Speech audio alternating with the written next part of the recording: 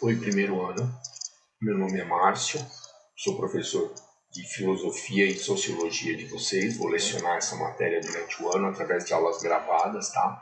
A gente vai ter plantão para tirar as dúvidas de quem tiver, lógico, a partir do mês de março. Porém, inicialmente, a gente vai ter aulas gravadas, né? O Rodrigo Suzuki vai orientar vocês a respeito de como acessar as aulas gravadas. Gente, a filosofia não é uma coisa assim, como a maioria de nós, de vocês, né? Eu não, eu segui carreira porque eu curto muito. Mas assim, a maioria das pessoas acha que a filosofia não faz diferença. O mundo com a filosofia é um e sem a filosofia é o mesmo. Muito bem. Então agora eu vou falar um pouco para vocês a respeito de uma coisa que chama senso crítico. Gente, vocês agora entraram no ensino médio, né? Saíram do fundamental, terminaram o nono ano, vieram para o primeiro médio, e daqui vocês vão cursar agora 3 anos, né? Primeiro, segundo e terceiro, primeira, segunda e terceira séries do ensino médio, e provavelmente vão escolher uma carreira profissional. Tá? E daqui para frente é viver como adulto, entendeu? Fazer uma faculdade, trabalhar, formar uma família, enfim, conquistar bens, casa, carro, casa de campo, casa de praia, enfim. Daqui para frente, cada um vai ter seu caminho, mas em paralelo a tudo isso, deve haver dentro de cada um de nós uma evolução em termos de maturidade.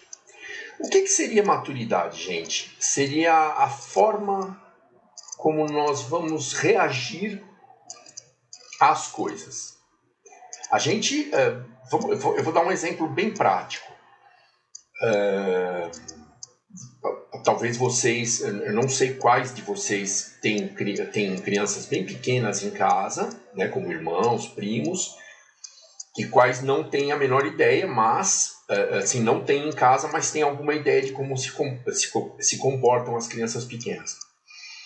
Normalmente, a maioria das crianças pequenas, elas não têm maturidade, não porque, nossa, são horríveis, são crianças péssimas, não é isso, é porque elas são crianças pequenas, como o nome já diz. Então, a falta de maturidade nelas é inerente à idade delas, ou seja, faz parte do universo de uma criança. Quando não consegue uma coisa, chora. Quando tem uma contrariedadezinha pequena, chora. Quando a mãe, principalmente bebê, né? Quando a mãe ou o pai deixam de atender às necessidades da criança, ela chora. Algumas fazem um escândalo, né? Outras choram menos, outras choram mais. E a criança pequena, né, assim, gradualmente ela vai se modificando, ela vai deixando de ser chorona, entre aspas, vai deixando de ser dengozinha, entendeu? Ela vai exatamente isso, ela vai adquirindo maturidade, ela vai reagindo às adversidades, né, às coisas contrárias à vontade dela, de uma forma mais madura, chorando menos, reclamando menos e encarando as coisas como normais, né? Porque a vida não é só coisas legais e coisas bacanas que nos agradam. Infelizmente, gente, eu até gostaria que fossem, mas muitas coisas na vida nós vamos, né, enfrentar problemas e vamos querer fazer algumas coisas, vamos querer cumprir certas determinações e não vamos conseguir. Por quê? Porque a vida não permite. O sistema não está de acordo com a gente, a sociedade não está de acordo com a gente. Às vezes um colega de classe não está de acordo com a gente. Só para você ver, que a gente não repara nisso, a gente passa por cima. Mas às vezes a gente tem uma opinião, por exemplo, uma turma, né, na escola de vocês, na classe de vocês, está organizando uma ida para um shopping ou algo que pareça isso. Aí todo mundo fala, não, então vamos nos encontrar a 1 hora no shopping da Granja Viana, aí no caso de vocês, né, na Raposo, ou 1h30, ou então a gente se encontra lá em Pinheiros, vamos todo mundo junto de ônibus, vamos todo mundo junto, cada um vai com o seu carro, ou assim, com os pais de vocês, né, no caso de vocês que ainda não tem carta para ir sozinho, enfim. Mas você percebe que quando um grupo, ou até dois amigos, né, um casal de namorados, tal, às vezes um quer ir de um jeito, outro quer ir de outro, e aí entra o poder de argumentação da gente, entra o poder que nós temos que, entra a facilidade com que nós vamos convencer essa outra pessoa ou essas outras pessoas da nossa opinião, da nossa vontade, daquilo que nós entendemos como certo. Muito bem. Gente, essa é a primeira parte, maturidade. A segunda que eu quero comentar com vocês, porque é extremamente importante nessa transição que vocês fizeram do fundamental para o ensino médio, é o senso crítico, certo? Deixa eu bolar mentalmente um exemplo de senso crítico que não vá ferir ninguém. Gente, ter senso crítico é formar as próprias opiniões a respeito das coisas. É se afastar do senso comum, daquilo que todos acham, certo? Assim, você ter a sua própria opinião. Ela pode ser igual a de todos, ou não, ela pode ser completamente diferente, ou um pouco diferente, mas ela tem que ser sua, certo? E veja só, aqui dentro do senso crítico a gente vai esbarrar em duas coisas, uma chamada objetividade e outra chamada subjetividade. Gente, a subjetividade, é importante que vocês saibam que é exatamente aqueles caprichos individuais, né? Crenças que nós temos, coisas que a gente acredita, que a gente nem sabe que acredita às vezes, mas a gente tem aquilo como certo. Foi criado assim, né? Foi desde pequeno, a nossa família agia desse jeito e às vezes não é objetivo, não é uma coisa comprovável, não é um degrau para a formação de uma opinião sólida, para a formação de uma opinião concreta, de uma opinião virtuosa, uma opinião que te deixa, deixa a sua visão para o resto das pessoas como uma pessoa séria, como uma pessoa bem informada. Por que eu estou falando de tudo isso, gente? Porque a partir do momento que você se afasta do senso comum e passa a questionar aquilo que você aprendeu na sua casa, aquilo que você vê na televisão, aquilo que você vê na internet, aquilo que você ouve dos seus colegas, você vai adquirir o poder de emitir uma opinião própria. Para emitir essa opinião própria, você tem que deixar de lado também, é uma dica, isso é a dica que o professor está dando, tá? Você tem que deixar de lado toda e qualquer subjetividade que possa influenciar a sua opinião, influenciar o seu julgamento. Como são as subjetividades mais comuns? Assim, essas crenças que o Pro falou agora há pouco a respeito das coisas, né, aquilo que você acredita ou não, e principalmente a simpatia que você tem pelas pessoas que te contaram essas coisas. Às vezes um professor te fala um troço meio ríspido, uma coisa assim que você não gosta de ouvir, às vezes um parente, o pai ou a mãe, não significa, em hipótese nenhuma, que essa pessoa quer teu mal, ou quer te dar uma informação errada, quer te fornecer uma desinformação. Às vezes, as coisas que nós não gostamos são as corretas. É aquilo que a gente estava falando a respeito de maturidade. A criança, de forma nenhuma, aceita uma contrariedade. Ela faz logo um escândalo. Ou ela chora, ou ela reclama, ou ela fica de bico, fica empurradinha, blá, blá, blá.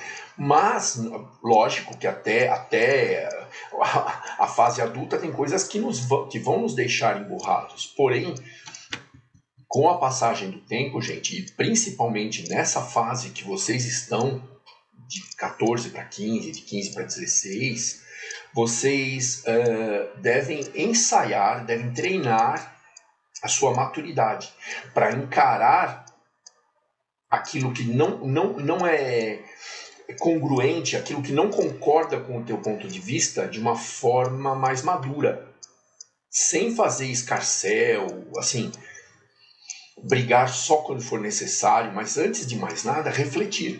Às vezes nós recebemos críticas a nosso respeito, às vezes nós recebemos indiretas a nosso respeito, que se nós formos nos deixar levar pela subjetividade, nós ficaremos muito bravos, né?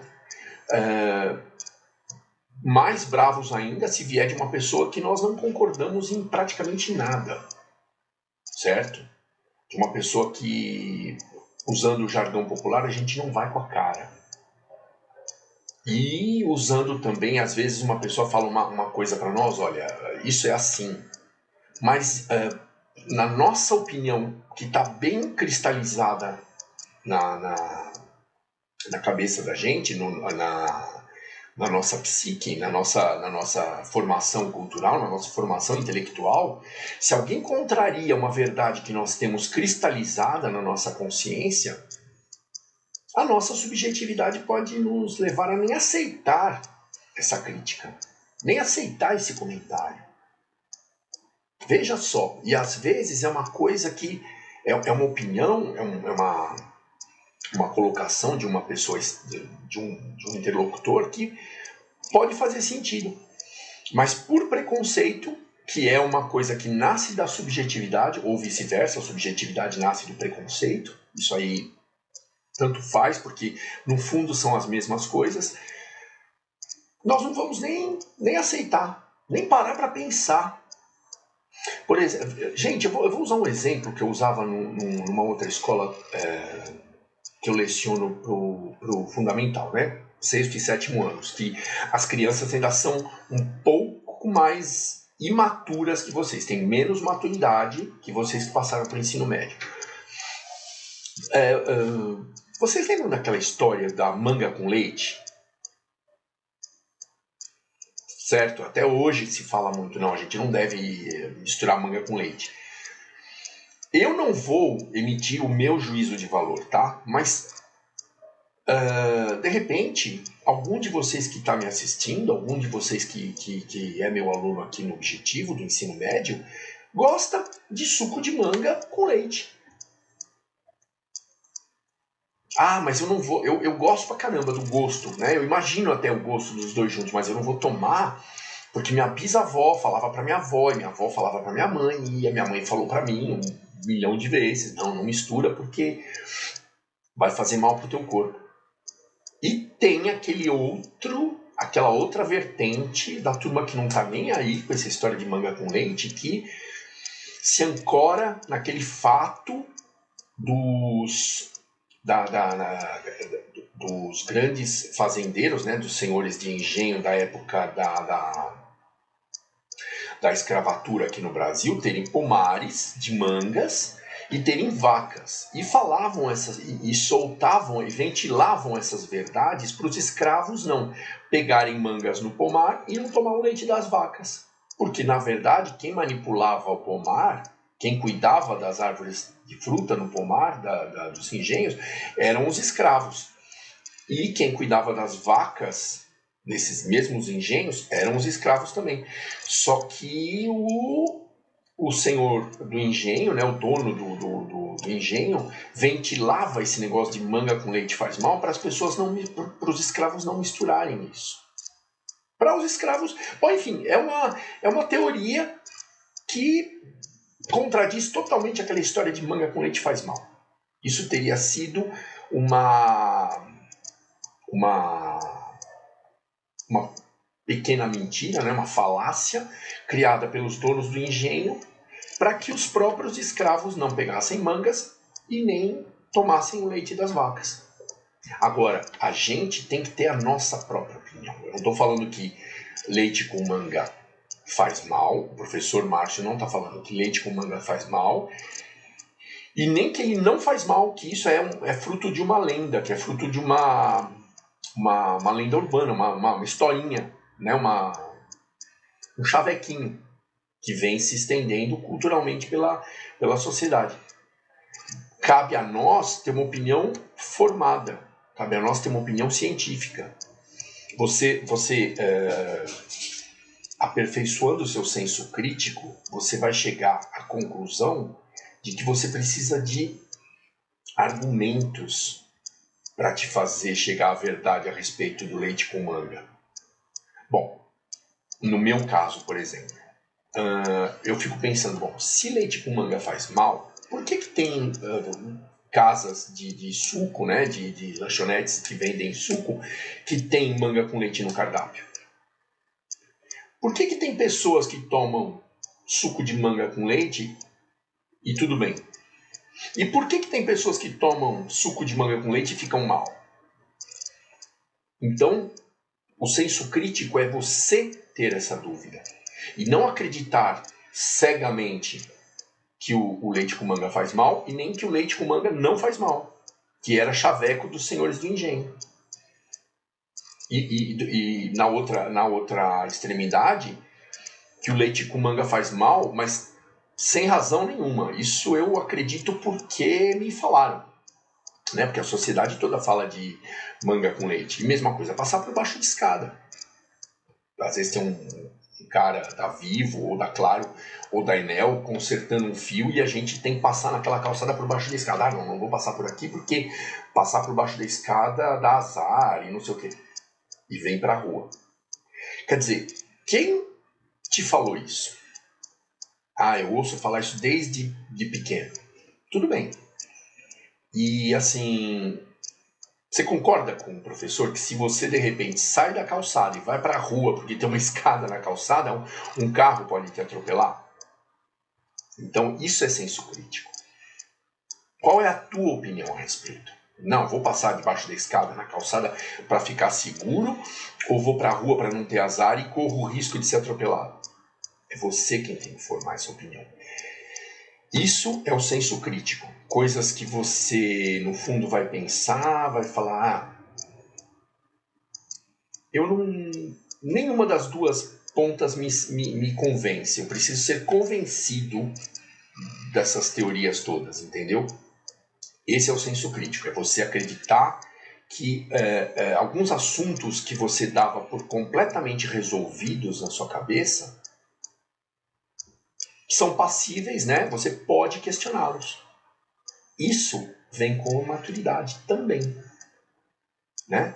Além de você reagir de forma diferente às adversidades, aquelas coisas que vão contra a tua opinião, você, com a maturidade, você passa a não acreditar em certas coisas, certo?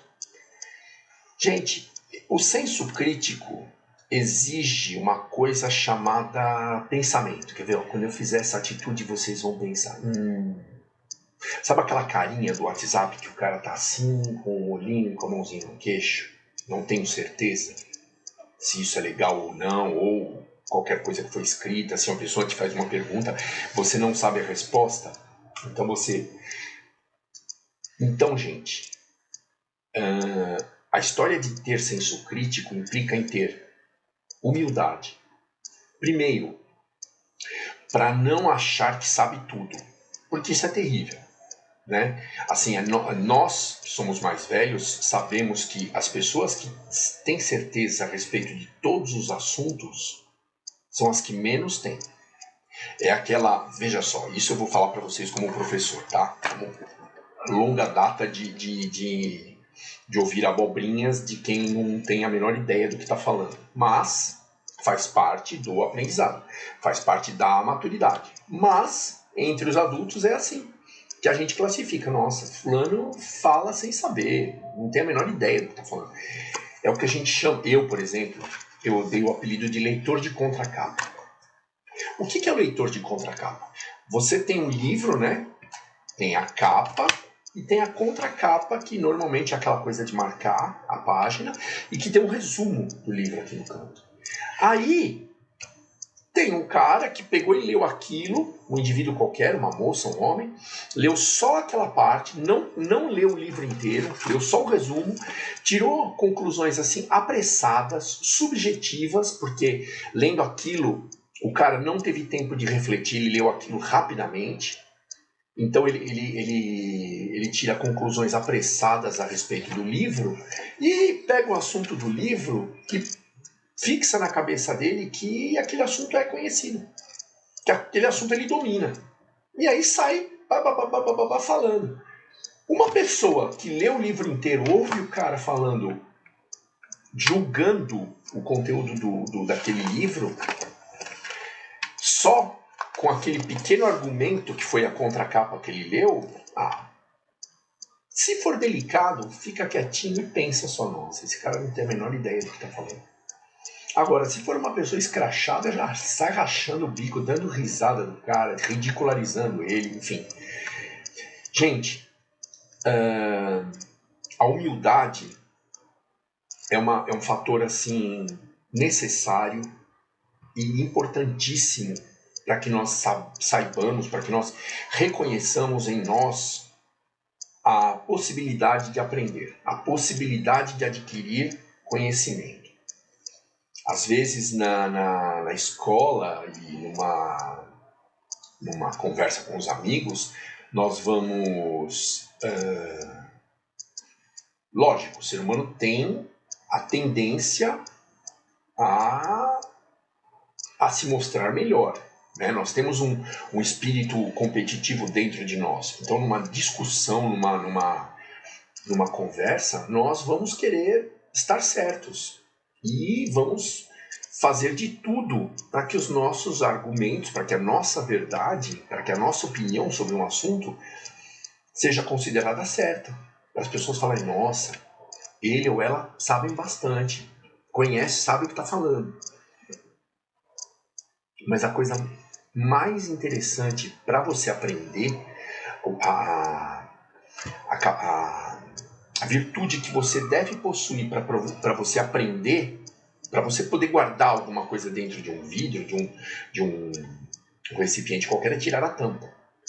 Essa tampa representa o nosso orgulho.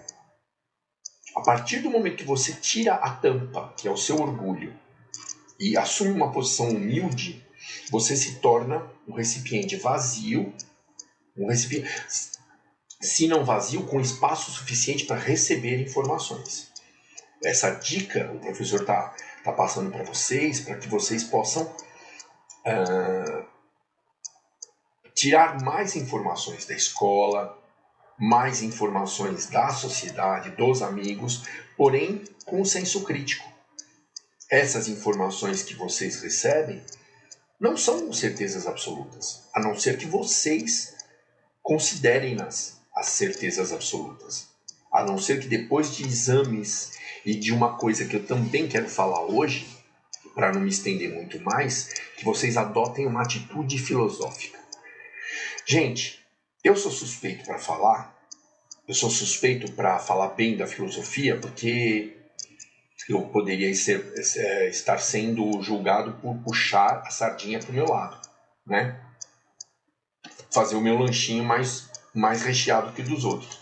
Porém, a atitude filosófica nos permite N coisas, tá? Que a gente vai deixar para uma próxima aula para poder fazer uma análise mais profunda a respeito. Mas a partir do momento que você tem o senso crítico, se dá a possibilidade de duvidar, se dá a possibilidade de não acreditar cegamente numa informação ou numa coisa que você tem por certa. A partir do momento que você se propõe a pensar naquilo, você toma a atitude filosófica. E você tendo a atitude filosófica mais aquela humildade que eu acabei de falar, você às vezes aprende coisas tão simples que preenchem lacunas, né? Preenchem vazios na tua cabeça, nos teus pensamentos, que podem te surpreender. Olha, eu vou dar um exemplo que aconteceu comigo, tá? Sabe a palavra supérfluo? Que é uma coisa que não é necessária, é um adjetivo para uma coisa assim que não é necessária. Você é um supérfluo, é uma coisa que você pode ter ou não. Muito bem, durante muito tempo na minha vida, eu acreditei que supérfluo se escrevia supérfluo. Com 25, que eu passei a ver que supérfluo se escrevia F-L-U-O.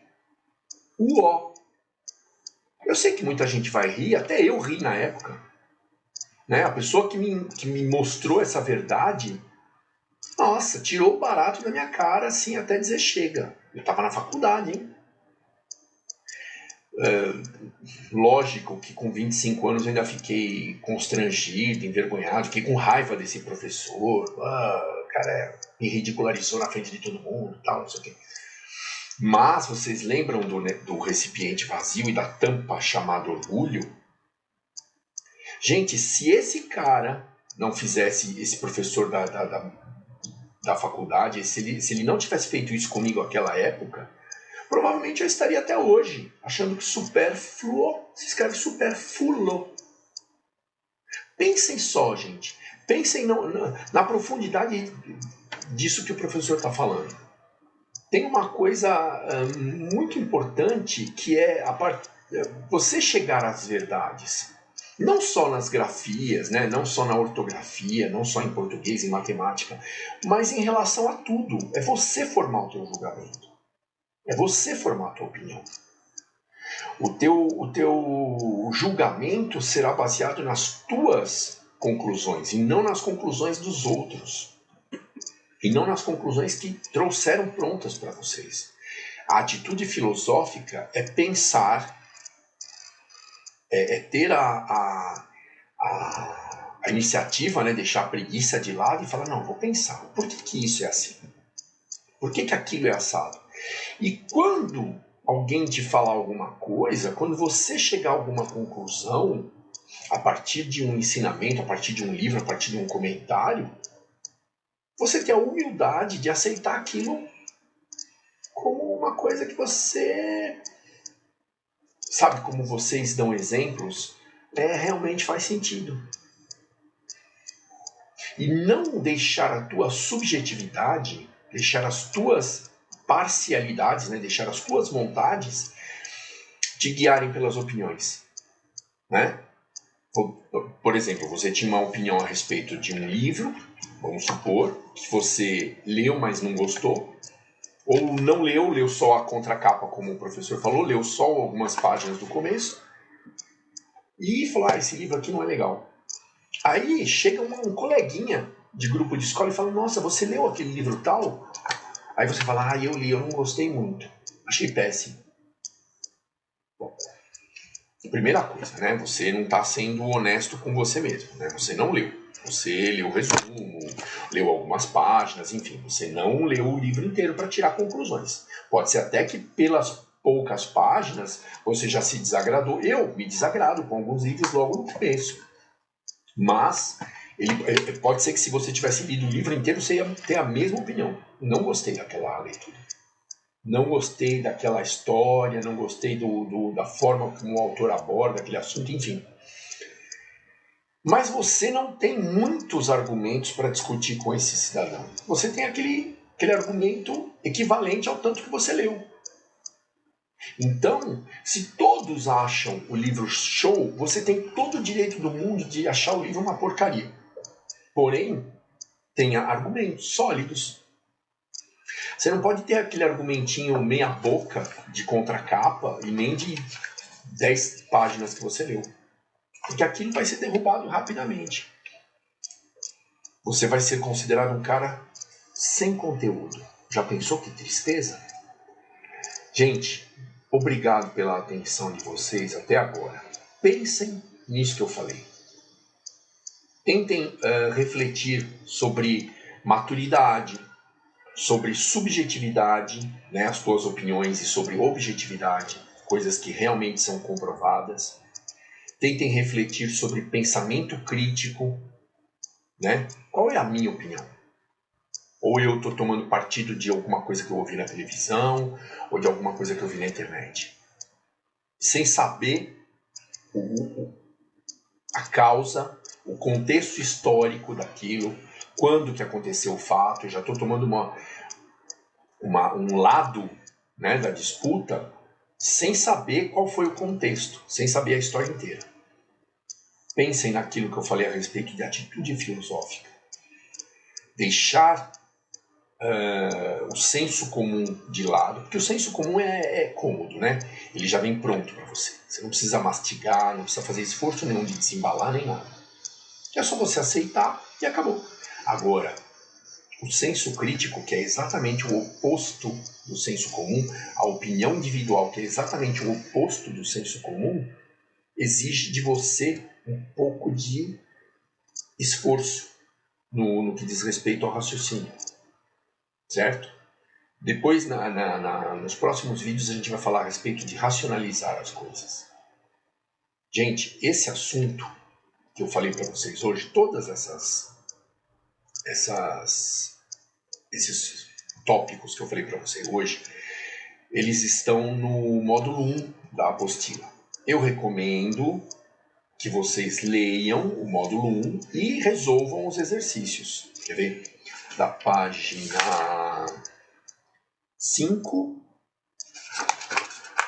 e 6. 5 e 6, né? Vai do exercício 1 ao exercício 6.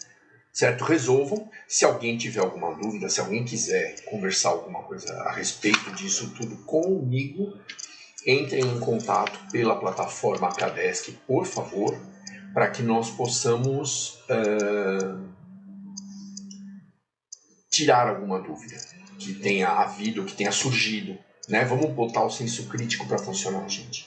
Quanto mais opiniões pessoais vocês tiverem a partir de agora, e quanto mais humildade vocês tiverem para assumir dúvidas, assumir que não sabem daquele assunto e que é possível aprender, mais fácil será o caminho daqui para frente.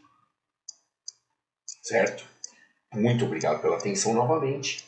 Desejo a todos uma boa sorte, um 2025 extremamente produtivo e vamos que vamos, força, porque o ensino médio é um pouquinho mais dinâmico, tá? Aquela baguncinha total, aquela vontade de não fazer nada na escola, a não ser bagunça e conversa, tem que começar a diminuir e aumentar a vontade de aprender. Afinal de contas, né? Se você está na escola, está fazendo ensino médio, se os pais de vocês estão investindo na educação de vocês, é porque não só eles acreditam, mas várias outras pessoas acreditam no seu futuro. E você tem a obrigação, né, de retribuir tudo isso, de mostrar que é capaz, de que consegue estar na escola para aprender e não para bagunçar mais ainda, não para ser um Maria vai com as outras, né? Que qualquer coisa que você tenha que responder ao ser perguntado, ao ser questionado, você vai responder o que todos respondem. Você está estudando para ser uma pessoa diferente, para ser um profissional melhor. Ok? Um grande abraço a todos.